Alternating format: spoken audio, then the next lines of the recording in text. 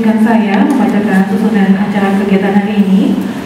Susunan acara sebagai berikut. Yang pertama pembukaan, kedua pembacaan doa, tiga menyanyikan lagu kebangsaan Indonesia Raya dan Mars Abadi, empat sambutan, lima pemberian vendor dan oleh penyelenggara ke RSUD Abadi, dan pemberian plakat RS Abadi ke penyelenggara UNAIM.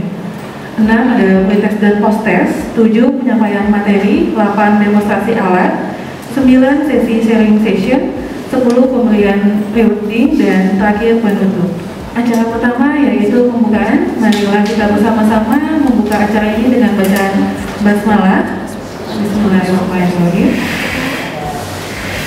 Hadirin yang berbahagia, sebelum lanjut ke sesi selanjutnya, mari kita panjatkan doa kepada Allah SWT menurut agama dan keyakinan masing-masing. Berdoa dimulai.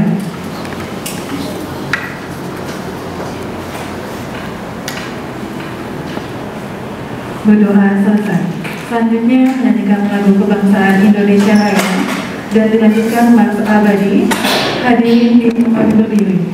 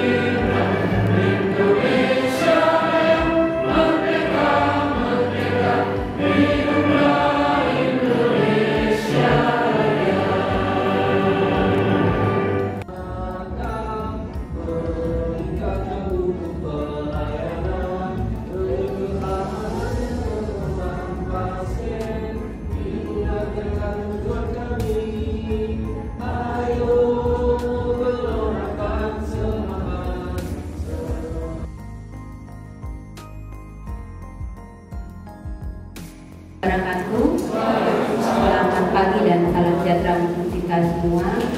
Alhamdulillah pada pagi yang cerah ini, walaupun agak sedikit waktu acaranya agak panjang ya, artinya kita bisa bertemu kembali, beberapa yang pernah kesini kita bertemu kembali, mungkin yang baru pertama kali kesini ya, inilah Rumah Sakit Abadi. Terima kasih dan penghargaan yang setinggi-tingginya kepada dokter. Saya tadi sudah kenal tapi kok jadi Dokter Mahendra Tri Arif Sampurna, spesialis anak konsultan PhD beserta semua teman-teman tim dari Universitas Airlangga Surabaya. Kepada teman-teman sejawat dari beberapa rumah sakit di Kalimantan Timur, ada Rumah Sakit Beriman ya, Rumah Sakit Umum Daerah Korpri, kemudian ada dari UIS, dari AWS, kemudian dari Rumah Sakit AM Parikesit. Mudah-mudahan hari ini semuanya sehat, diberikan kemudahan dalam kegiatan kita pada hari ini. Sedikit saya ceritakan bahwa rumah sakit kami ini adalah rumah sakit yang kurang lebih berumur sekitar 18 tahun, Dok. Dan mungkin Dokter Mahendra yang kesekian kalinya datang sini ya, Dok ya. Yang kedua, mohon maaf, yang pertama dulu pernah datang pada waktu itu ada kegiatan keluar gedung kami. Di rumah sakit kami ada dua dokter anak, dua-duanya kayaknya dari lulusan UNER ya. Satu ya, Dokter Imela, satunya dari GM. Tapi mereka sudah berkolaborasi yang luar biasa sehingga semua layanan-layanan untuk pasien-pasien anak kami sudah bisa dilayani dengan baik. Mudah-mudahan tidak lagi dirujuk ke keluar yang insya Allah tidak, Dok. Kemudian hari ini juga kebetulan rumah sakit kami sedang ada pembukaan poli baru ya. Dalam hal ini kebetulan poli anak juga kami pindahkan, Dok, karena saya melihat bahwa kapasitas untuk layanan pasien sepertinya sudah tidak cukup lagi di ruangan yang lama, sehingga kami ada pembukaan poli, beberapa poli baru termasuk poli anak kami pindahkan. Kalau misalnya nanti Dokter Mahendra sempat jalan-jalan ya ke bawah, mungkin nanti lihat rumah sakit kami baru berbenah lagi. Seumur sekitar 17 tahun berbenah, rumah sakit ini sudah 4 kali, 4 direktur ini tuh dok. Saya terakhir saya kurang lebih 1 tahun bertugas di sini, dan mudah-mudahan bisa menjadi estafet untuk direktur-direktur sebelumnya untuk kembali membangun rumah sakit ini. Insya Allah dok, ke depan mungkin kalau Dr. Mahendra datang tahun 2024 ya, 2025 kami sudah akan bangun poli di depan besar sekitar kurang lebih 5 lantai, dan insya Allah sudah kami rencanakan pembangunannya, mudah-mudahan tahun 2024 sudah bisa kita bangun. Nah di belakang sini yang sedang kami proses ini adalah Ponet. Nanti di sini Dr. Imela juga akan sering-sering banyak ya di picunya di sini, nanti akan pindah. Seperti itu mungkin sedikit bagaimana rumah sakit kami akhir-akhir ini sudah berbenah.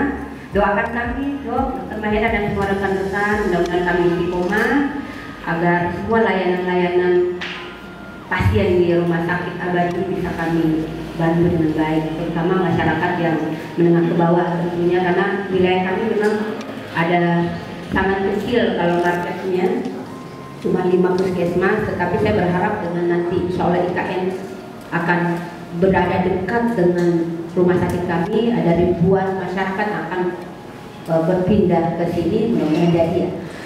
Sehingga tentu layanan ini ya senang Dr. Imela layanannya, dia menjadi ibu kota negara ya. Kita jadi teman-teman dari Surabaya baik kami jadi ibu kota negara kayaknya ya. Jadi mungkin nanti teman-teman dari luar sana berkunjung ke sini, mudah-mudahan sudah lebih baik lagi.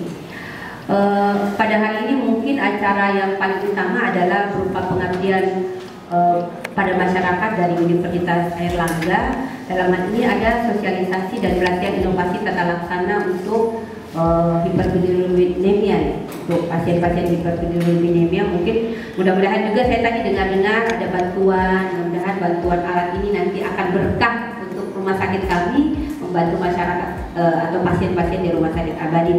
Serta kayaknya juga ada tambahan juga untuk beberapa rumah sakit ya. Mudah-mudahan dok tidak berakhir bantuannya untuk kami di rumah sakit yang rencana IKN. Mudah-mudahan nanti kembali lagi Dr. Mahendra akan datang ke rumah sakit kami. Demikian mungkin sedikit dari saya, dan apresiasi yang setinggi-tingginya kepada semua rekan-rekan termasuk dari UNER yang sudah mau datang ke rumah sakit kami. Terima kasih, saya akhiri. Wabillahi taufiq wal hidayah. Assalamualaikum warahmatullahi wabarakatuh. Selamat pagi dan salam sejahtera untuk kita semua.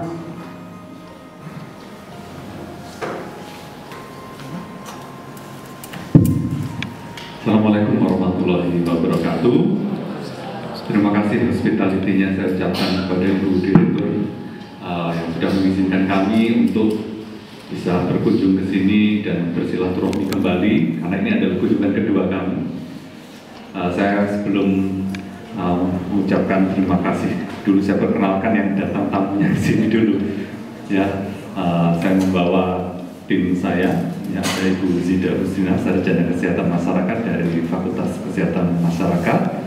Kemudian ada Bapak Muhammad Rizky Widodo yang membawa kamera, Sarjana Kesehatan Masyarakat juga, dan ada Bapak Reza ya, dari Fakultas Vokasi, Fakultas dari Universitas Airlangga semuanya. Dan terima kasih, saya di sini sebetulnya silaturahmi dengan teman-teman. Ada Dr. Imela, terima kasih dok yang sudah kita repoti sejak lama. Ya, jadi pada waktu itu ceritanya saya di sini adalah karena ada tamu dari Belanda pada waktu itu, pengen lihat orang hutan di bosnya, tidak tahu kenapa Belanda bosnya terus dengarnya sampai di Belanda di sana. Ternyata saya baru tahu kemarin pemiliknya adalah Mr. Willy, orang Belanda yang melakukan naturalisasi di Indonesia sejak 45 tahun yang lalu. Dia dipanggil Menteri Kehutanan Sujarwo pada waktu itu tahun 1975 untuk mengembangkan meranti, pohon meranti, karena hasil temuan beliau pada waktu kuliah di Wageningen Belanda itu berhasil membesarkan meranti sedemikian rupa sehingga disuruh untuk ke Indonesia. Ketemu banyak orang hutan, ditangkap-tangkap dan dipelihara. Akhirnya terus mereka tergerak dan ingin membebaskan dan merehabilitasi. Ya, akhirnya jadinya salah satu bos ini. Terus saya nginap di situ, akhirnya wah, kok benar-benar menyenangkan, healing yang sangat di situ. Akhirnya saya repoti lagi dokter Imela, kayaknya saya ke situ lagi deh kayaknya. Ya, akhirnya saya bisa bersilaturahmi lagi. Terima kasih, saya juga ketemu dengan dokter Aini yang waktu itu kontakkan juga bahwa dokter Imela dok yang ada di Samboja, wah sip. Akhirnya ketemu, sekarang ada dokter Bangkit, ada dokter Rati, ada dokter Dia Budiarti, ketemu dari lulusan Universitas Airlangga. Nah, jadi tugas kita sebetulnya dari dosen itu adalah banyak. Akhirnya salah satunya di sini selain mendidik, melakukan pelayanan juga meneliti dan pengabdian masyarakat. Jadi nggak hanya penelitian itu sampai di universitas saja, harapannya bisa nyampe di masyarakat. Salah satunya nanti inovasi ini kita harapkan bisa bermanfaat untuk kemaslahatan umat. Salah satunya adalah mencegah kecacatan akibat bayi kuning. Ya, jadi kebetulan kami sangat interest ke arah sana, makanya saya mengajak ada Bu Zida Husnina SKM dari Magister Public Health ini. Salah satunya nanti mungkin akan memberikan materi tentang bagaimana sih kita memanfaatkan sinar matahari, karena ini kan daerah khatulistiwa ya. Daerah khatulistiwa tentu kita bisa memanfaatkan ini untuk melakukan pencegahan bayi kuning, penjemur. Tetapi nanti kita harus tahu precautionnya supaya nggak sampai terjadi efek samping karena dijemur bayinya lupa dia ambil. Nah di situ. Nah itu nanti kita akan belajar ke sana dan Dokter Imela nanti akan refreshing tentang bayi kuning tata laksana secara menyeluruh berdasarkan guideline nasional, dan kami bertugas dan berkewajiban untuk menggilirkan hasil riset kami. Nah nanti ada beberapa hasil riset yang sudah kita akan hilirkan. Yang pertama adalah foto in matter, nanti akan kita bagikan kepada perwakilan rumah sakit di sini. Saya lupa rumah sakitnya apa saja. Yang pertama memang rumah sakit Abadi. Tadi ada rumah sakit Kopri, ada rumah sakit saya hanya tahunya teman-teman dari UNER. Mereka tetap UNER meskipun setelah keluar dari Universitas Airlangga tetap saya mengenal beliau adalah dari UNER. Jadi apapun rumah sakitnya tetap teman-teman dari UNER. Ya, nanti akan kita bagikan, mohon waktu kepada Ibu Dir nanti bersama-sama secara simbolis kita akan mengurangkannya. Kemudian ada satu alat, mohon doa restu juga. Yang pertama adalah yang namanya Airbilines. Jadi Airlangga, namanya Airlangga, bilirubin, jadi untuk menurunkan bilirubin. Dan bentuknya nesting. Nesting itu seperti rahim. Kenapa kita menciptakan seperti itu? Ya bayi itu kan ada namanya kangen dalam kandungan, dikeluarkan, habis itu ada yang rewel-rewel. Nah kalau harus terpisah dari ibunya untuk masuk rumah sakit, nah nantinya dengan alat ini dia bisa portable home phototherapy. Dok, apa fototerapi bisa dilakukan di rumah? Ya di luar negeri fototerapi tidak harus di rumah sakit. Nah mungkin salah satunya nanti yang menjadi unggulan daripada RSUD di sini adalah home care phototherapy. Siapa tahu yang nanti bisa menjadi salah satu layanan unggulan. Saat ini alat ini masih masuk di dalam BPRK. Kita sudah membuat 10 prototipenya, portable, bisa dibawa ke rumah, dan nantinya bonding antara ibu dan bayi bisa tetap terjaga. Dan yang kedua adalah Airbilisan. Nanti juga akan kita taruh di sini yang Airbilisannya, karena alat ini nanti seperti kita membuat menjemur bayi. Kultur menjemur bayi kan sudah biasa yang kita lakukan ya. Setiap bayi baru lahir dijemur bayi di bawah sinar matahari. Nah, enggak dijemur bayinya. Tapi setelah menjemur, apa betul nggak ada efek samping gitu. Kalau jemur setengah jam, apa betul bisa menurunkan bilirubin? Ternyata saya terilhami dari penelitian Hank J. Freeman, peneliti dari Stanford University. Pada waktu itu kita bertemu di San Francisco dan beliau melakukan penelitian ini di Nigeria. Di Nigeria yang nggak ada cahaya listrik itu susah, ya. Kemudian di sana sinar matahari banyak berlimpah. Mereka membuat kanopi, membuat kanopi besar di mana ibu, bayi dan perawat masuk di dalam kanopi tersebut. Dan bayi dijemur di situ itu dan penelitian dilakukan selama 6 jam, ternyata efektivitasnya sama seperti intensi fototerapi 24 jam. Tapi memang harus 6 jam. Nah, untuk mengurangi efek samping sunburn, dan infrared UV dan exposure itu, dia membuat suatu filter sunlight fototerapi. Jadi ada window, ada jendela, ada akrilik, polikarbonat juga yang dilapisi suatu kaca film. Dan ternyata bisa sangat memfilter UV sama infrared yang berbahaya. Tetapi kita bilang pada waktu itu, kalau di Indonesia tidak bisa untuk kita menjemur ibu dan bayinya, nanti bapaknya marah. Loh, kenapa kok bisa marah? Iya, nanti skin care-nya untuk beli banyak nanti untuk memutihkan kulitnya ibunya lagi ya. Nggak mau pasti, nggak bakalan laku. Sudah, ini aja kita bikin yang dijemur bayinya aja ya.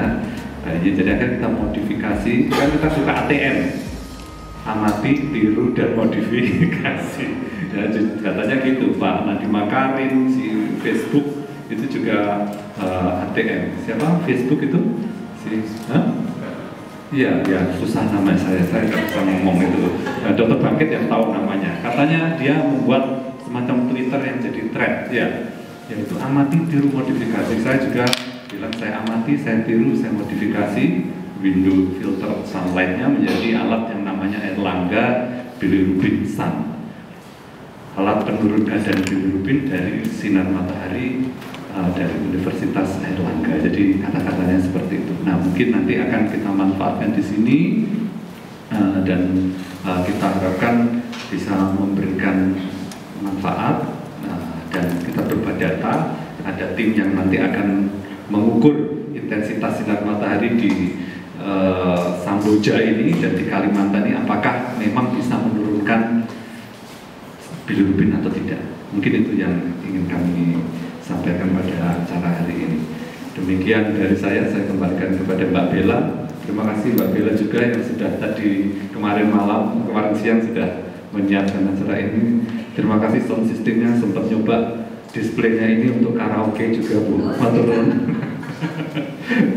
Maturun. Assalamualaikum warahmatullahi wabarakatuh. Selamat, semoga lancar acara ini.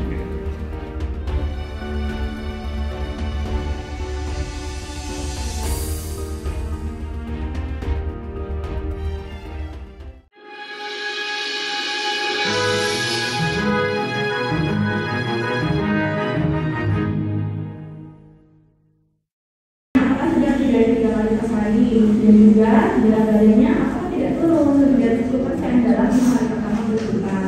Dan juga ada kebutuhan fisik didapatkan peningkatan suhu yang harus kita cek pada saat pemeriksaan fisik bayi setiap hari.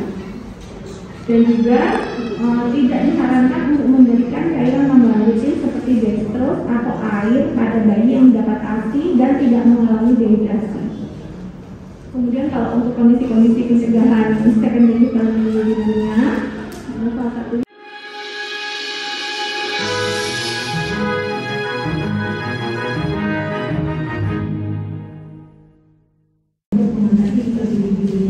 jadi materi kali ini adalah pengantar untuk materi selanjutnya, maka disebutkan semuanya dan air lisan. Dan saya percaya Bapak Ibu dan kita sudah sangat mendengar terkait dengan manfaat atau perjalanan sinar matahari dan dampak bagi kesehatan. Ada beberapa poin yang akan kita diskusikan kali ini. Yang pertama adalah mengenai kembali spektrum global elektromagnetik dan di mana sebenarnya letak sinar matahari, radiasi sinar matahari di antara global elektromagnetik yang ada di bumi. Kedua, kita mengenali bagaimana variasi tingkat kadar UV berdasarkan hari, waktu, dan lokasi. Hal ini menjadi sangat penting karena terutama kita di Indonesia dengan variasi geografis yang cukup beragam. Kita lihat kami dari Surabaya, mungkin Bapak Ibu berada di Balikpapan, kita akan melihat bagaimana pacaran itu akan berbeda dan nanti berdasarkan penggunaan bagaimana air lisan ini bisa menjawab variasi tersebut bagaimana mereduce diversitas hasilnya nanti. Dan kita akan bahas sedikit terkait dengan dampak kesehatan yang cukup populer terkait dengan sinar UV, yaitu kaitannya dengan vitamin D dan juga dampak yang lain, termasuk dampaknya pada kesehatan mata, kemudian. Kita akan juga mengupas sedikit terkait hasil studi yang terdahulu terkait dengan adanya sinar matahari dan ke kelompok populasi tertentu. Terakhir, dosis UV dan tekanan terhadap skin cancer. Nah, nanti kita akan mulai populasi tertentu dari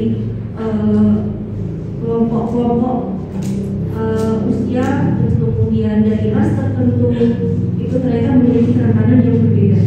Dan ini nanti tadi sempat dibahas ya, bahwa satu penelitian terdahulu di Nigeria ditemukan ternyata mereka memodifikasi, tapi ternyata dari Nigeria sendiri dengan ras dan suku warna kulit tertentu memiliki kerentanan yang berbeda dengan yang memiliki ras Caucasia. Jadi kita ada sumber yang potensi yang kami gunakan, silakan untuk kalau ingin membaca lebih jauh, karena dan waktu yang kita ada ini hanya sebentar, hanya sekitar 15 menit, tidak akan cukup pembahasan.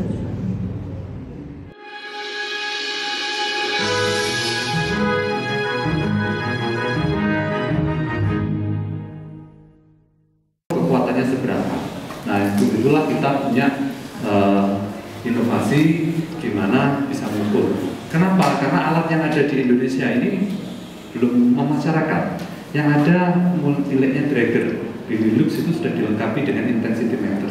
Cuma harganya 178 juta. Saya yakin rumah sakit RSUD Abadi ini ya semakin tinggi harganya pasti semakin mudah terbeli ya. Nanti ya kayak gitu. Ya nanti beli Benelux Draeger itu ada dong. Sudah ada lampu fototerapi dengan intensity meternya. Ada Natus LED, tapi tidak bundling, ya tidak bundling, artinya opsional, boleh beli dengan intensity atau tanpa intensity meter. Nah kita makanya nanti membawakan yang foto intensity meter tadi. Mungkin bisa disampaikan cara penggunaannya foto in meternya, Mas Kiki, tentang caranya. Nanti dia bisa mengoperasikan slide-nya. Silakan disampaikan. Pakai tempat ya, atau pakai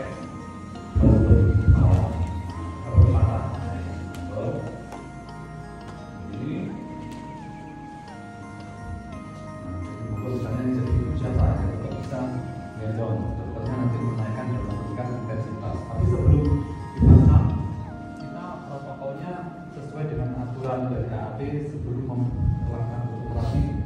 Cek dulu intensitasnya dulu, ya suhunya tentunya dan lain-lain. Ini ada air pressure, kemudian termometernya di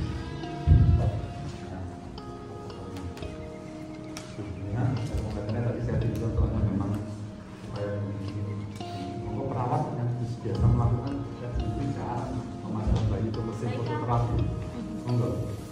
Perawat bagaimana melakukan fototerapi sebelumnya? Ini bayinya di order yang tadi biologinya 17, tadi di order oleh dokter email setuju untuk fototerapi untuk dilakukan. Baik kan? Nanti dokter berapa? Nanti dokter bangkit, dokter nanti mau dimasukkan setelah kita lagi. Yang berbeda nanti pada waktu kita nyalakan adalah kita ukur intensitasnya. Standar fototerapi atau intensitas fototerapi? Standar fototerapi. Oke, berarti standar fototerapi minimal 10 microwatt. Kita nyalakan. Ada tulisannya di sini. Di sini juga sudah ada tulisannya berapa microwatt dosisnya yang bisa set. Tapi ingat belum tentu benar. Lampu fototerapi meskipun ngomong single belum tentu benar itu begitu. Karena seandainya ini lampunya semakin redup, banyak pakai, kadang-kadang intensitasnya juga akan menurun. Monggo dicek dulu dengan alat foto meternya yang kita bawa foto meter. Lalu dicek. Oke, nyalakan dulu dong. Areanya yang ini, jadi kalau bisa 3 tempat deh. Ditempel. Ini sudah nyala? Nyala, kita tempel dulu, terus kemudian di hold dulu. Ya, sudah diangkat dulu lah. 1,8. Oh iya, 1,8.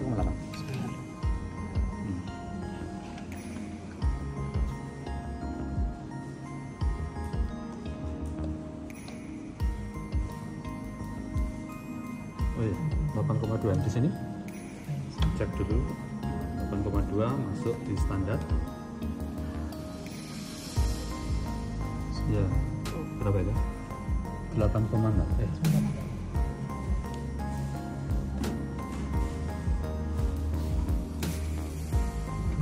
Berarti nanti harus untuk sini mungkin lebih terang loh. Ini kan kurang terang ya. Intensitasnya kan berbeda. Nah, jadi intensitasnya kayaknya lebih terang di sini.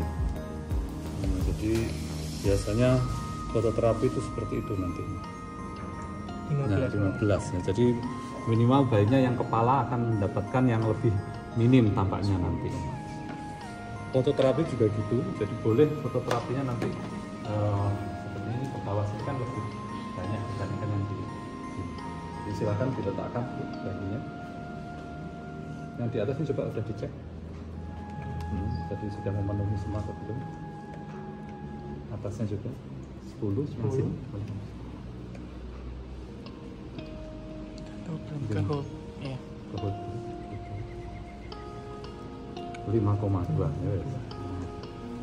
Oke, monggo.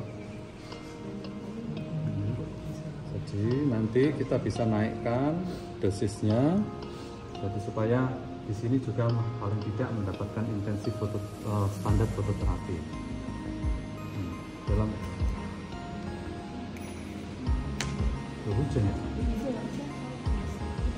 Nanti dalam perjalanannya ternyata bayi ini bilirubinnya tidak turun. Besoknya dicek masih berkisar 15, tambahnya tadi 13 ya. Oke, betul ya. Tadi yang bayi pertama tadi 13. Maka kita kayaknya harus menaikkan ke intensif fototerapi. Maka coba dinaikkan ke intensif fototerapi 50% saja.